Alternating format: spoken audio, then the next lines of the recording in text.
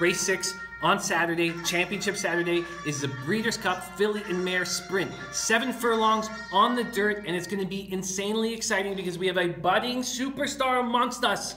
A 3-year-old filly named Unique Bella, a very, very special talent. A 3-year-old filly has never won this race before, but I believe she will win this race and become the first 3-year-old to ever win the Filly and Mare Sprint at the Breeders' Cup Championships. Now, I have a pick 4 that I'll be rocking. It's imperative in a pick 4 to have a race where you only have one horse. It brings the cost of the ticket down. I'm going to do that right here with Unique Bella.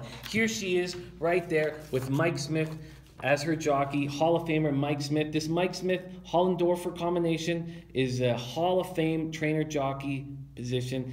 Just her second start off a long layoff. She had an injury that kept her out most of the 3-year-old season. 3-year-old fillies don't do well in this race, but she is different. Can any of these horses beat her? I don't think so. A step forward for Unique Bella looks to be unbeatable. If she runs a plus 100 buyer, she will win this race and become a huge superstar. So let's talk about the pace. In a 7-furlong sprint, we need to know who's going to go to the front, and I think it'll be these two horses, Princess Karen and Finley's Lucky Charm. Let's talk about Princess Karen. You're getting 20-1 with La Peroux riding. This is a nice spot for Princess Karen. She just lost to Unique Bella, barely, by 3.5 lengths. But she's never run an O plus 90 buyer, and you're going to need to. So she's going to have to run the race of her life to win this. I don't think she's capable of it. Here, Finley's Lucky Charm. Finley's Lucky Charm flies out of the gate, and last race had an incident at the gate. Started off in 4th, where she always starts off in 1st. Look, she started off in 1st 9 races in a row, starts off in 4th, but still wins this race. That's a big showing. 94 buyer after bumbling at the gate. That's very impressive. A very impressive horse right here.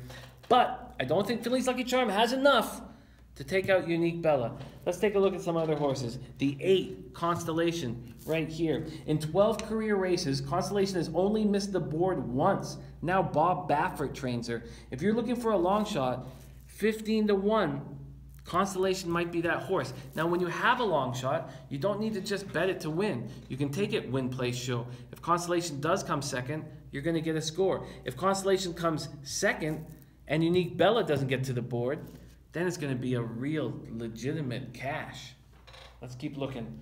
2, Paula's Silver Lining. Jose Ortiz, Chad Brown is a winning combination. She's won 8 of her last 13 races. Chad Brown, her trainer, has won 8 Breeders' Cup races, including this one in 2015 with Wavell Avenue.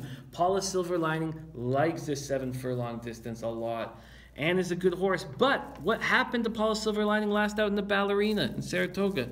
5th by 7 lengths when she was the favorite. Very, very strange.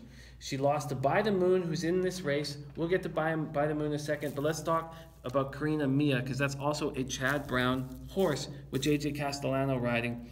These horses have battled against each other often, and Karina Mia was the favorite in this race last year. You can see right here, November 5th, 2016, Santa Anita, Breeders' Cup, Filly Mare. Ran an 81 buyer. Is strange. Started out in 10th, ended up in 9th. La Peroux was the jockey. That might have been enough for Chad Brown to not want La Peroux to ride her anymore. Maybe that's the reason why I went to Castellano. The winner of that race was Finest City, who is also in this race right here. Finest City wins this race last year and now is at 12-1. Her buyers have been getting worse all year. Hard to trust a horse that's consistently running slower and slower and slower, and that's what they're doing. There's some exciting horses here. I like Skye Diamonds a lot at 12-1. Skye Diamonds was claimed for $40,000 by Bill Spar and subsequently has won 7 of 9 races. Last 2 wins came with a 97 and a 99 buyer. This is a dangerous, dangerous horse that could upset Unique Bella, although I think Unique Bella is going to become a star in, 14 hours, 15 hours from now. I think Unique Bella will be the biggest star of any female racehorse in the world after Mike Smith takes her and wins this race. There are some other exciting horses in this race. By the Moon, as I mentioned, By the Moon's a 7 horse right here.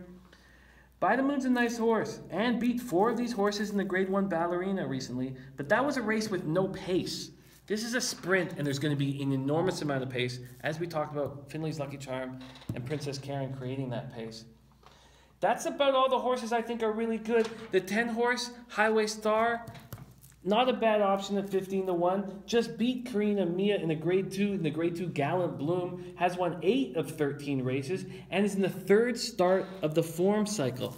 So as you see here, was June 10th, then took the break, came back August 26th, and then less than a month later, 24th of September. So this is the 3rd start of a form cycle. This is when a horse can really step up.